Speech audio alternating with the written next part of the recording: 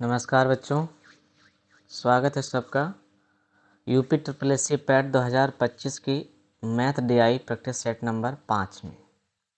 बच्चों आज हम लोग मैथ डीआई यानी डाटा इंटरप्शन का प्रैक्टिस सेट नंबर 5 हम करने वाले हैं। इसमें कुछ 20 प्रश्न हैं, तो कुल 20 प्रश्नों यानी 20 अंक के होते हैं। और इससे पहले हम लोगों ने 4 प्रैक्टिस सेट हल कर लिए हैं। अगर आप लोगों ने अभी तक ना देखे हों तो आप प्रीवियस वीडियो को देख सकते हैं। ठीक है, चलिए शुरुआत करते हैं।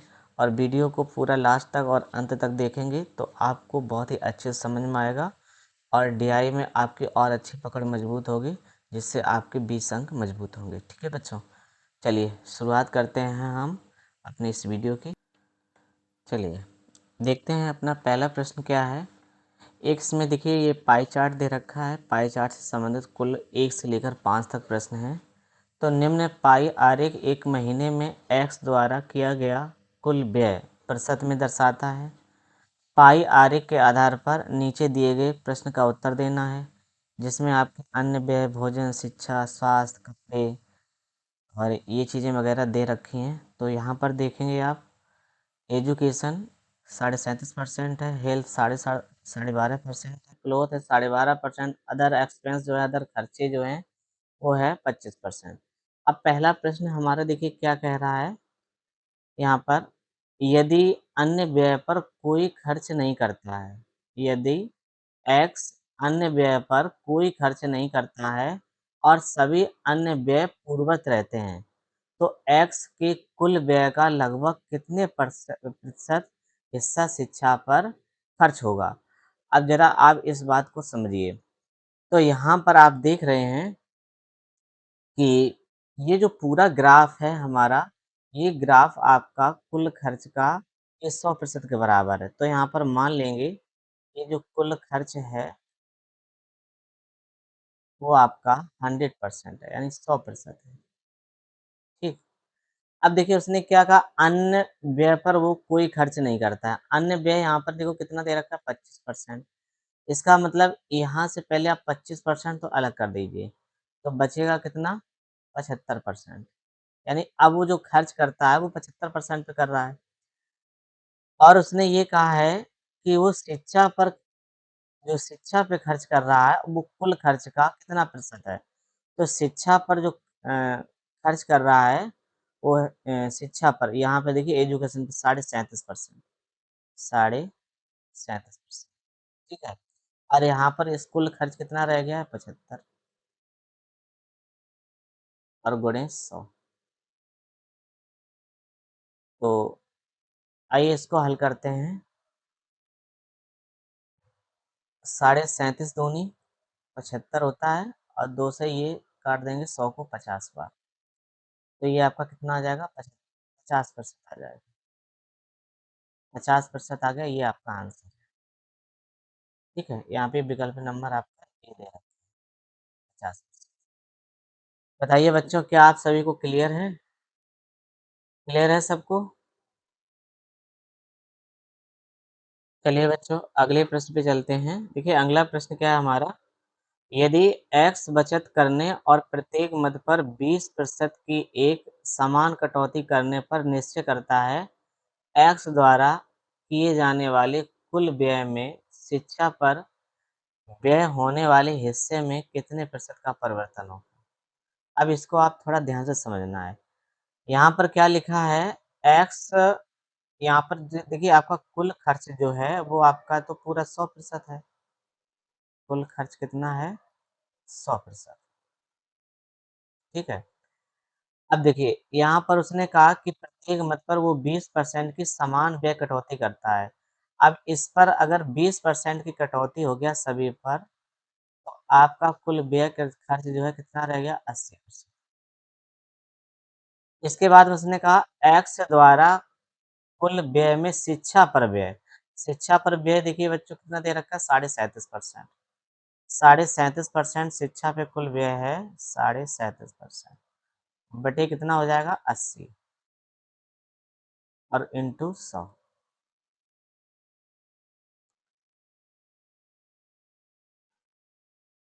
शिक्षा, तो यहाँ देखिए 0 से 0 कैंसिल हो गया, दो चौके 8, दो पंचे 10।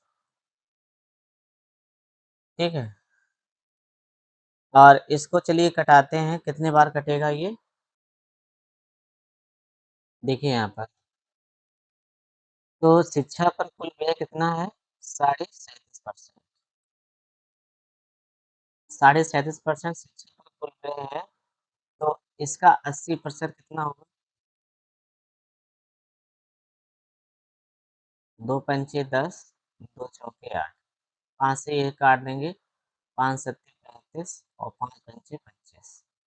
ये 4 पंचे 20, 4 सत्ते 28, 2 30, तो ये आपका कितना आ जाएगा? 30%। ठीक है, 30% आ गया। अब देखो उसने क्या कहा है कि x द्वारा किए जाने वाले कुल व्यय में शिक्षा पर व्यय होने वाले हिस्से में कितने परसेंट का परिवर्तन हुआ? अब देखिए 30% आया है, तो 30% बटे कितना हो जाएगा? 80 गुणे 100। तो ये 0 से 0 कैंसिल हो जाएगा, 2 चौके 8 और 2 पंचे 10, तो ये कितना हो जाएगा? 150। 150 बटे 4 करेंगे, तो 4 तिया 12, 4 तिया 12, 4 सत्ते 28.4 साढ़े 37% आया। अब यहाँ पर आप देख रहे हैं कि शिक्षा पर जो पहले खर्च था, वो भी 37.5% था, यहाँ पर देखो। और बाद में एक्स द्वारा किए गए कुल व्यय में से अगर शिक्षा पर व्यय होने वाले हिस्से में से कितने % का परिवर्तन हुआ, तो कोई परिवर्तन नहीं हुआ। यानी कि पहले भी इतना था, इतना भी, अभी भी इतना है। तो यहाँ पर 0% का परिवर्तन होगा, यानी कि विकल्प नंबर आपका बी सही है। ठीक है, विकल्प नंबर बी सही है। क्या करेंगे? सबसे पहले मान लीजिए कि इस पूरे का जो खर्च है वो 100% है, और उसमें से उसने क्या कहा कि प्रत्येक मद पर 20% की समान व्यय कटौती करने पर, तो सब में से 100 में से 20 करेंगे तो सब में कटौती होगी कितनी? 80%। ये शिक्षा पर जो व्यय है वो 37.5% का किसमें निकालेंगे? हम 80 पे अब निकालेंगे, क्योंकि कटौती के बाद जो मान आया वो 80% है।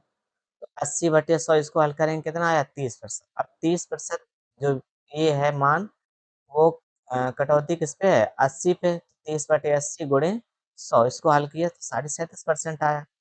अब हम पिछली और अभी की तुलना करें तो दोनों में कोई परिवर्तन नहीं, क्योंकि पहले भी 37.5 एजुकेशन पे था, अब भी इतना ही है। ठीक है, तो यही आपका उत्तर हो गया। ठीक है, चलिए बताइए, क्या सभी को क्लियर है? बताएं। चलिए अगले प्रश्न पे चलते हैं। तो अगला प्रश्न है हमारा कि शिक्षा पर होने वाला व्यय और पर होने वाले व्यय के बराबर है। अब देखिए शिक्षा पर जो व्यय है वो कितना है? 37.5%। शिक्षा पे व्यय कितना है? 37.5%। ठीक है, अब ये 37.5% जो है किसके बराबर होगा? तो यहाँ पर देखिए अन्य खर्चे पे जो है कितना दे रखा है? 25, और भोजन पे कितना दे रखा है? 12.5। तो ऑप्शन डी देख लीजिए यहाँ पे, भोजन और प्लस अन्न।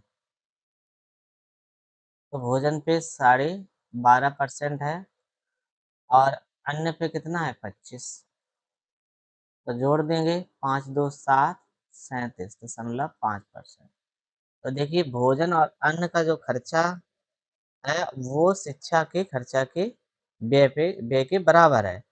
तो यही पूछा गया था कि शिक्षा पर जो होने वाला व्यय है वो अन्य किसके व्यय के बराबर है? तो ये भोजन और आपका अन्न व्यय के बराबर है। ठीक है बच्चों, चलिए अगले प्रश्न पे चलते हैं। तो अगला प्रश्न है हमारा कि कुल व्यय का अधिकतम प्रतिशत, कुल व्यय का अधिकतम प्रतिशत, और चलिए अगले प्रश्न पे चलते हैं, प्रश्न नंबर 4। कुल व्यय का अधिकतम प्रतिशत और खाली स्थान पर किया गया व्यय है। तो देखो यहाँ पर सबसे ज़्यादा जो खर्च किया गया है वो किया गया है आपका शिक्षा पे। तो शिक्षा में कहीं विकल्प में है नहीं, ठीक। इसके बाद में किया गया अन्य खर्च पे। तो अन्य जो है कहाँ पर व्यय है? ये बी वाले विकल्प में है। अन्य जो है बी में और किसी में है नहीं। तो भोजन और अन्न पे जो व्यय है वो आपका अधिकतम प्रतिशत है इसके हिसाब से।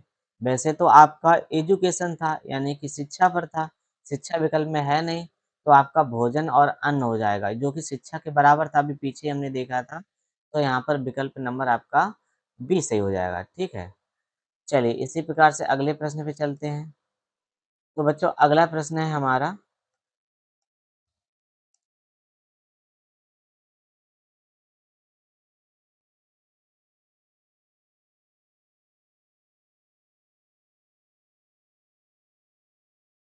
क्वेश्चन नंबर 5, दिए गए पाई आरेख में स्वास्थ्य तथा कपड़ों पर किए गए व्यय के मध्य अनुपात कितना है? तो स्वास्थ्य पे और कपड़ों पे।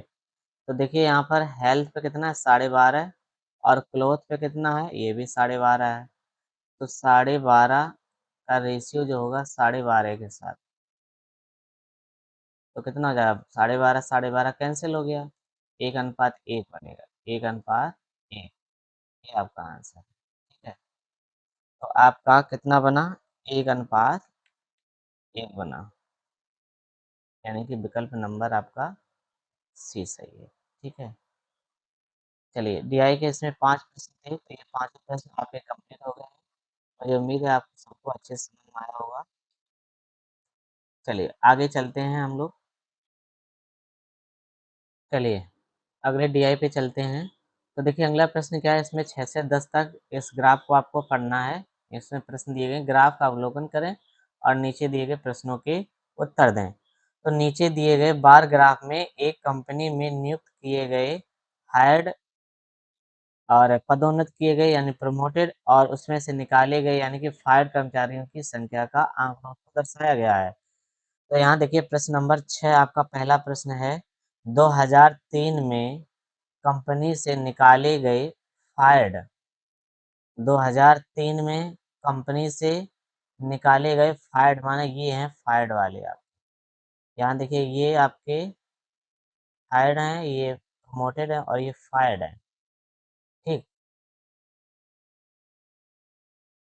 तो 2003 में निकाले गए फायर्ड कर्मचारियों की संख्या और 2001 में पदोन्नत किए गए, प्रमोटेड किए गए। 2001 में देखिए, 2001 में प्रमोटेड वाले कौन से हैं आपके? ये,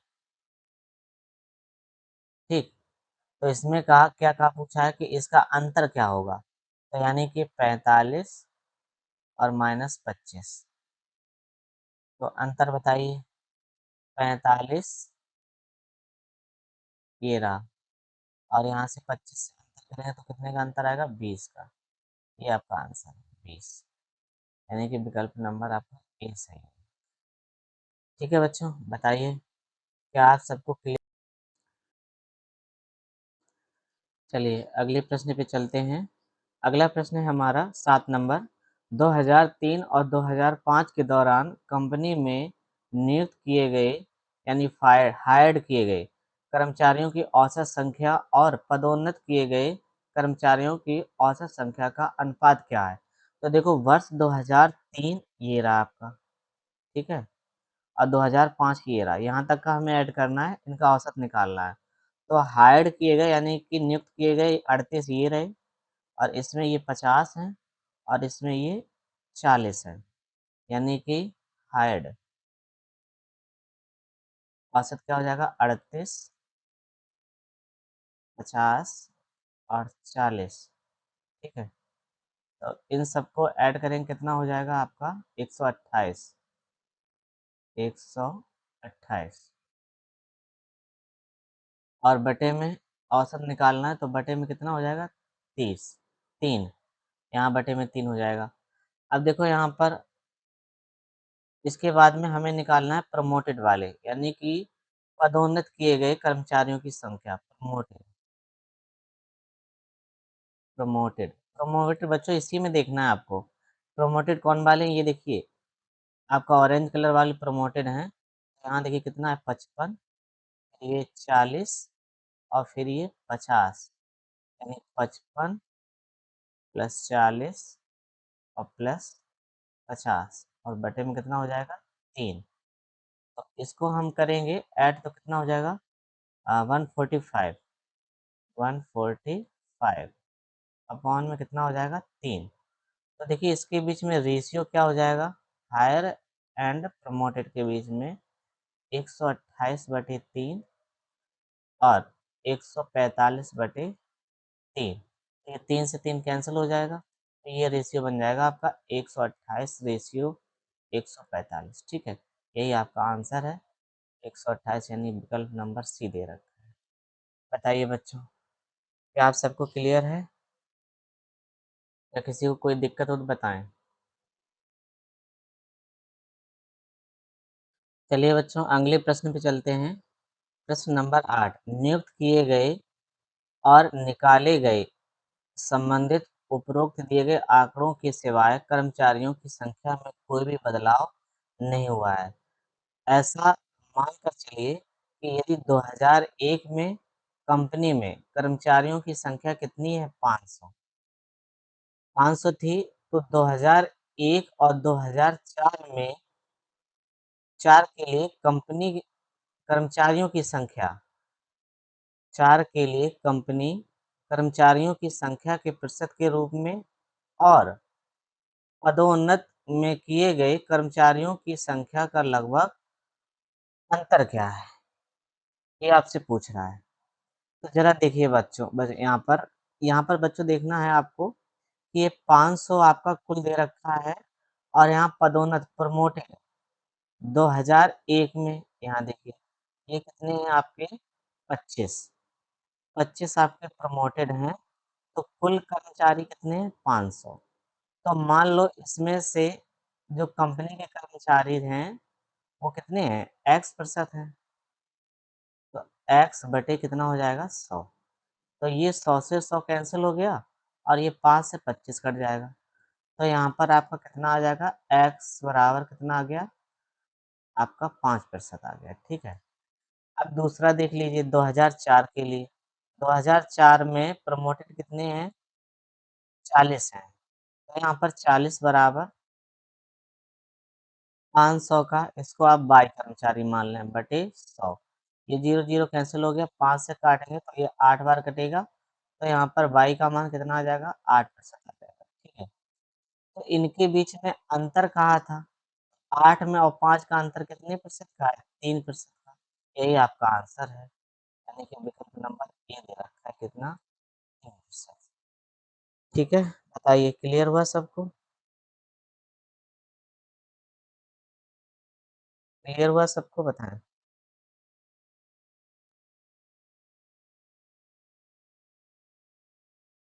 चलिए अगले प्रश्न पे चलते हैं। प्रश्न नंबर 9, किस वर्ष में नियुक्त किए गए यानी हायर्ड कर्मचारियों की संख्या की तुलना में लिए गए निकाले गए फायर्ड कर्मचारियों की संख्या अधिकतम थी? तो यहाँ पर आपको देखना है कि हायर्ड वाले और फायर्ड की संख्या कहाँ अधिकतम हो रही है। देखिए यहाँ पर नियुक्त किए गए कर्मचारी हायर्ड कितने हैं, 30, और ये निकाले गए कर्मचारी 35 हैं। तो यहाँ से वृद्धि हो रही है, बिल्कुल वृद्धि हो रही है, कितने की, 5 की। यहाँ देखिए यहाँ कमी हो रही है, तो ये कमी वाला नहीं लेना है आपको। जहाँ पर वृद्धि हो रही है, यहाँ पर देखो 38 से बढ़कर कितना हुआ, 45 हुआ। तो यहाँ वृद्धि कितने की है, 7 की। और यहाँ पर देखो कमी हो रही है, तो कमी वाला नहीं लेना है, यहाँ भी कमी हो रही है तो इसको भी नहीं लेना है। तो यानी कि 2001 की तुलना में 2003 में वृद्धि ज़्यादा है, क्योंकि यहाँ वृद्धि है आपकी 7 की। तो 2003 में जो वृद्धि है आपकी वो कितनी है, 45 माइनस 38, 45 माइनस 38 कितने की है, 7 की। और 2001 में वृद्धि थी वो कितनी है आपकी, वो आपकी 35 माइनस 30, 35 माइनस 30 कितने की है, 5 की। तो यहाँ पर 2003 जो है ये आंसर सही है, यानी ए विकल्प सही है। ठीक है बच्चों, चलिए अगले प्रश्न पे चलते हैं। अब अगला प्रश्न आपको समझना है कि 2001 और 2005 के दौरान कंपनी में नियुक्त किए गए कर्मचारियों की कुल संख्या और निकाले गए कर्मचारियों की कुल संख्या से कितना अधिक है। तो देखो 2001 से और 2005 तक का आपको देखना है पहले तो कंपनी में नियुक्त किए गए, तो नियुक्त किए गए आपके ये देखिए 30 ये हैं, 45 ये हैं और 38 ये हैं, 55 ये हैं, 40 ये हैं। कुल संख्या देख लो हायर्ड किए गए। हायर्ड की जो कुल संख्या है, वो आपकी कितनी है? तो इनको सबको जोड़ते हैं, तो यहाँ पर आपका कितना है? 30, 45, 38, 50, 40, 40 ठीक है? तो ये कितना हो जाएगा आपका? 203 हो जाएगा। और यहाँ पर देख लीजिए निकाले गए कर्मचारी की संख्या, तो यानी फायर्ड, फायर्ड है ये 35 और ये 40, 35 प्लस 40, 35 प्लस 40 प्लस 45, 45 प्लस 35 और प्लस 35, प्लस 35 और प्लस 35। इनको जोड़ते हैं बच्चों, ये 70 हो जाएगा और 45 और ये जोड़ेंगे तो 80, 15, 100,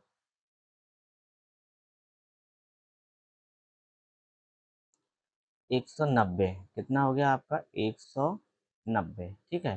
तो इनका अंतर कितना है? 203 माइनस 190 करेंगे तो आपका 13 का अंतर है। कितने का अंतर है बच्चों? 13 का अंतर है, जो कि आपका विकल्प नंबर बी 13। ठीक है, ये आपका आंसर हो गया। चलिए बताइए, ये जो आपने प्रश्न हल किए हैं 10 प्रश्न में, क्या किसी प्रश्न में आपको कोई दिक्कत है? कम समझ में आया हो तो कमेंट करें। चलिए बच्चों, अगली तालिका पे चलते हैं। तो अगला हमारा डीआई का क्वेश्चन है, 11 से 15 तक दी गई तालिका का अध्ययन करके निम्नलिखित प्रश्नों के उत्तर दीजिए। दी गई तालिका के अनुसार 11वीं कक्षा में उत्तीर्ण होने वाले छात्रों की संख्या कितनी है? तो यहाँ पर देखिए 11वीं की छात्र ये रहे, 11वीं कक्षा ये रहे। इंग्लिश में परसेंटेज, ये पास ऑफ स्टूडेंट दिया है, पास ऑफ परसेंटेज स्टूडेंट दिया है, जो स्टूडेंट पास हुए हैं 40% है। और ये जो छात्र दिए हैं ये फेल हैं, 360 छात्र फेल हो गए। अच्छा बताइए कि 100 में से अगर 40 छात्र पास हुए हैं, तो बताओ फेल कितने हुए? 60%। तो फेल कितने हुए हैं? 60% फेल हुए। इतनी बात समझ में आई? और ये फेल का प्रतिशत दे रखा है 60%, और ये कुल फेल छात्र कितने हुए यहाँ पे? 360। तो यहाँ पर आप क्या करेंगे? 60 से काट देंगे इसको। कितने बार कट जाएगा? 6 बार, 6 छिक्का 36। तो उसने कहा है कि पास छात्रों की उत्तीर्ण छात्रों की संख्या पूछी गई है, तो हमारे पास उत्तीर्ण प्रतिशत कितने हैं? 40%। और एक की वैल्यू 6 है, एक यूनिट की वैल्यू 6 है, तो 40 में गुणे 6 करा देंगे तो कितना आ जाएगा? 240। तो कुल छात्र पास आ गए, ये आपके उत्तीर्ण छात्र हैं, पास कितने? 240, जो कि विकल्प नंबर सी में दे रखा है। क्या आप सभी लोग समझ पाए इस प्रश्न को? बताएं। अगले प्रश्न पे चलते हैं। नीचे दिए गए तालिका के अनुसार सभी 5 विषयों में तीनों कक्षाओं यानी कि 10वीं, 11वीं और 12वीं अनुत्तीर्ण रहने वाले कुल छात्रों का प्रतिशत कितना है? अब देखिए 3 कक्षाएँ 10, इस समय आपकी जो 2 कक्षाओं में 10-10 दे रखे हैं। चलिए आगे देखते हैं। तो इसमें अनुत्तीर्ण रहने वाले छात्रों का प्रतिशत पूछा है। तो आइए समझते हैं। तो कक्षा 10 में एक ये कक्षा और एक ये 2 कक्षाएँ हैं, जिसमें मैथ और हिंदी के दे रखे हैं। पास और प्रतिशत स्टूडेंट कितना है? 65। तो फेल कितने हुए होंगे? 35%। यहाँ फेल कितने हुए? 20। यहाँ फेल कितने हुए हैं? 60। यहाँ फेल कितने हैं? 25। और यहाँ पर फेल कितने हैं? 50%। ठीक है। तो देखो कुल छात्र यहाँ कितने हैं? फेल हुए 105 बटे 35, ये जो 35% दे रखा है, गुणे 100 प्लस ये 10th के स्टूडेंट की बात हो रही है, और प्लस दूसरा छात्र जो है 120, इसमें फेल हो रहे हैं और इसका प्रतिशत फेल का कितना है 20 और गुणे 100। तो यहाँ देखिए 35 तिया 105 तो ये 300 हो गया और प्लस 2 से काटेंगे 6 बार और 6 का गुणा 100 में तो 600 हो जाएगा। यानी कुल छात्र कितने बने 900। इसी प्रकार से अब 11th में देख लीजिए। 11th में एक ही में दे रखा है तो 360 कुल छात्र फेल हैं। फेल का प्रतिशत कितना है 60 गुणे 100 तो ये कट जाएगा 6 छक्का 36 यहाँ भी 607 छात्र आ जाएंगे। और 12th में देख लीजिए। 12th में यहाँ छात्र कितने हैं 100 प्रतिशत कितना है 25 और गुणे 100 प्लस यहाँ 110 है 110 बटे कितना 50 और गुणे 100 और ये देखिए 25 चौको 100 हो जाएगा तो ये 400 हो जाएगा और प्लस यहाँ पर कितना आ जाएगा 25 दूनी 100 11 दूनी 22 220 तो ये आपका हो गया 620 कितना हो गया 620 ठीक है। अब सबको ऐड कर लो। Total student total fail student हैं तो यहाँ कितना हो जाएगा 900 प्लस 600 और प्लस 620 तो 9 6 15 15 6 21 तो ये आपका आ जाएगा 2120 ठीक। 2120 ये हो गया। अब यहाँ पर नंबर ऑफ फेल्ड स्टूडेंट देखिए टोटल कितने दे रखे हैं इसको ऐड कर लीजिए तो ये आपका कितना हो जाएगा 5 और ये 6 2 8 1 9 और 2 2 4 3 7 2 9 9 2 2 4 4 3 7 795 795 ठीक है। तो कुल छात्रों का प्रतिशत पूछा गया है तो 795 बटे कुल फेल छात्र कितने आए 2120 गुणे 100 ये 0 से 0 काट दो 2 तिया 6 2 सत्ते 14 यानी कि 37% जा रहा है।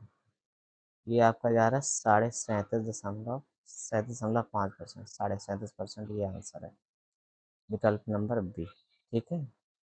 बताइए क्या आप सबको क्लियर हुआ।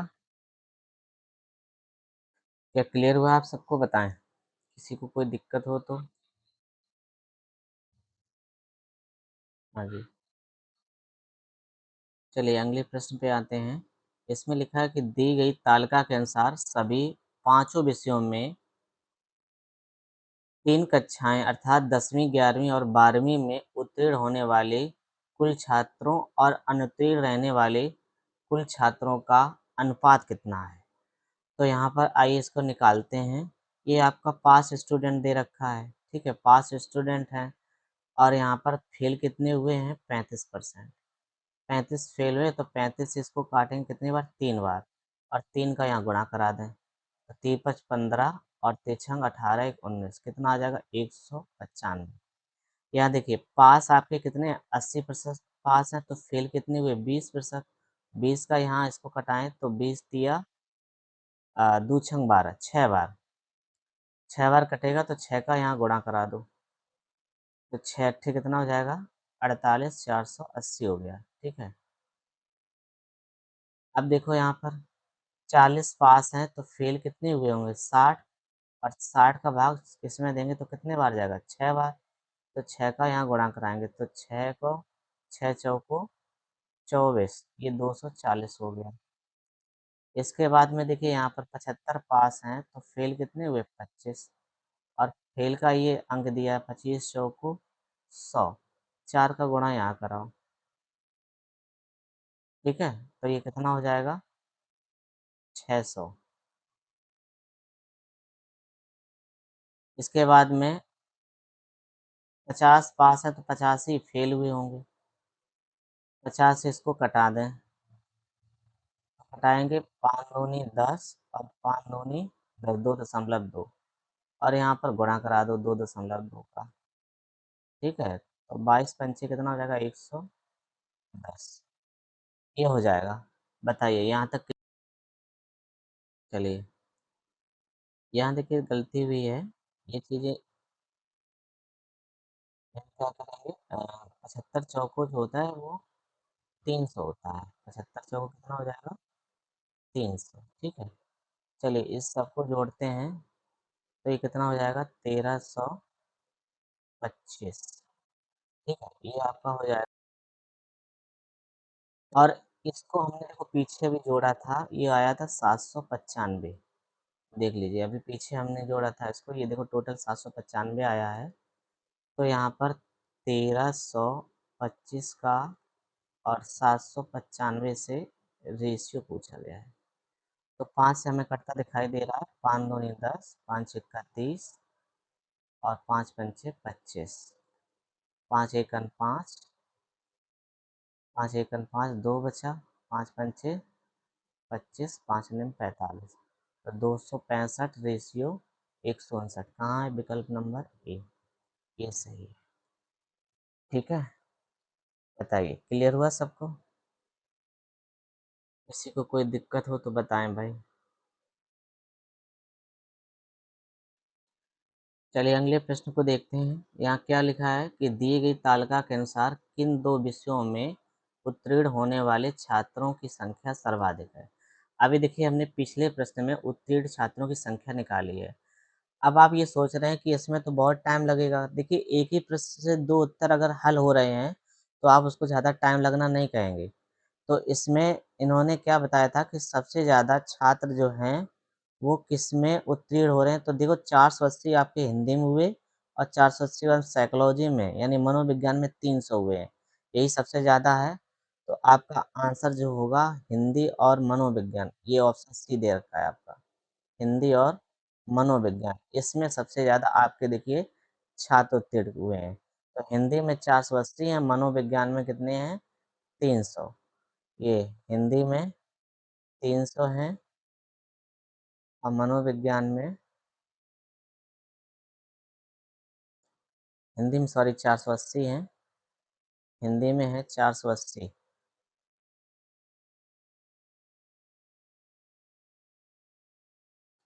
और मनोविज्ञान में कितने हैं 300, तो यही सर्वाधिक है।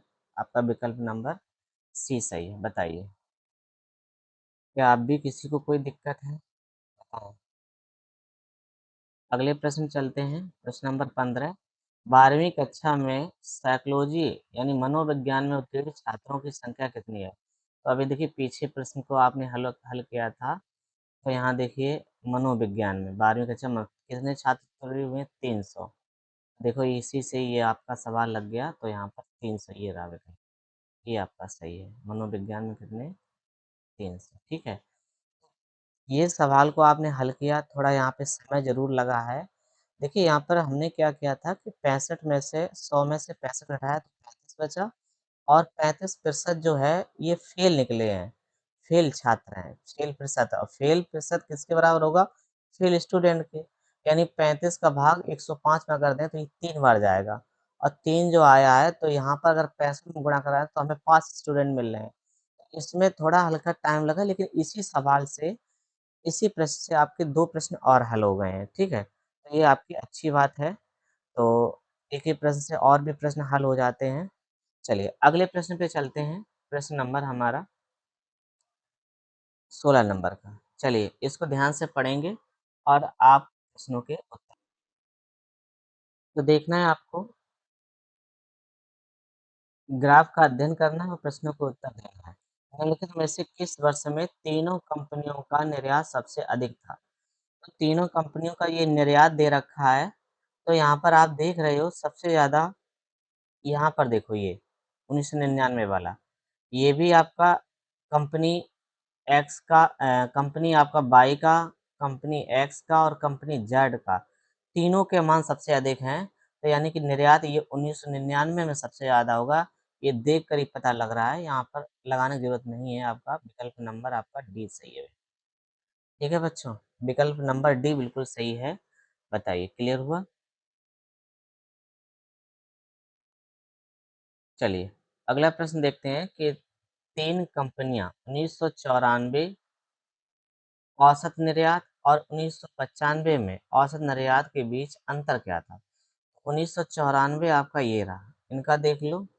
1994 ये आपका 90 दे रखा है, 9 6 15 और 15 में 4 जोड़ेंगे तो 19 हो जाएगा, यानी कि 190 हुआ। ठीक है, ये टोटल कितना हुआ? 190। इसके बाद में 1995 में देख लीजिए, 1995 में ये 120 और 60, 180, 180 में 4 जोड़ेंगे तो 220 हो गया। कितना हो गया? 220, 220 हुआ आपका।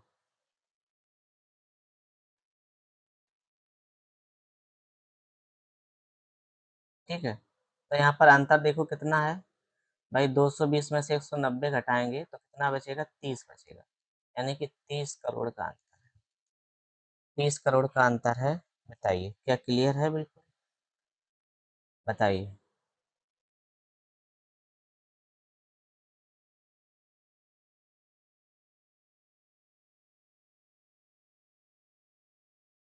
ठीक है, चलिए।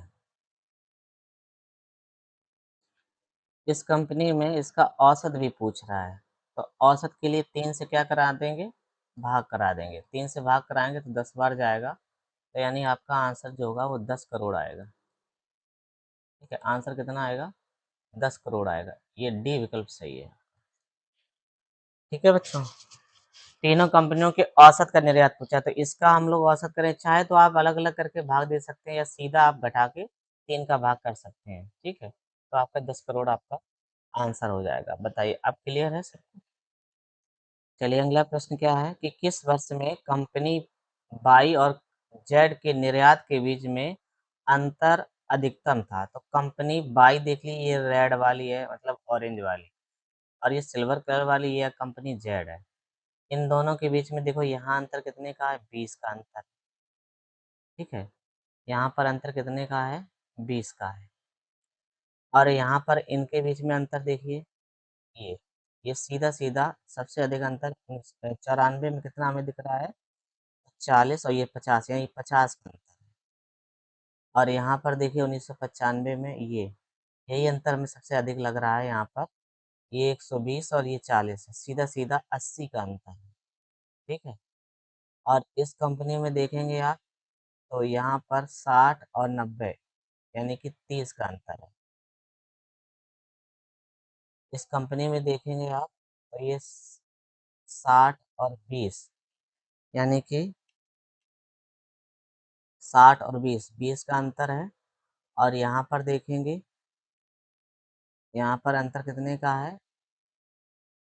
20 का अंतर है। और यहाँ पर अंतर कितने का है? यहाँ पे 20 का अंतर है। ठीक है, तो सबसे ज़्यादा अंतर जो है वो 1995 में है। 1995 कहाँ है? ये 120 में से आप घटा देंगे 40, तो अंतर जो है आपको 80 का मिलेगा, जो कि सर्वाधिक है। यही आपका आंसर है, विकल्प डी। ठीक है बच्चों, बताइए, क्लियर हुआ? आसान सवाल था, बस आपको अंतर ही करना था। चलिए, अगले प्रश्न पे चलते हैं हम लोग।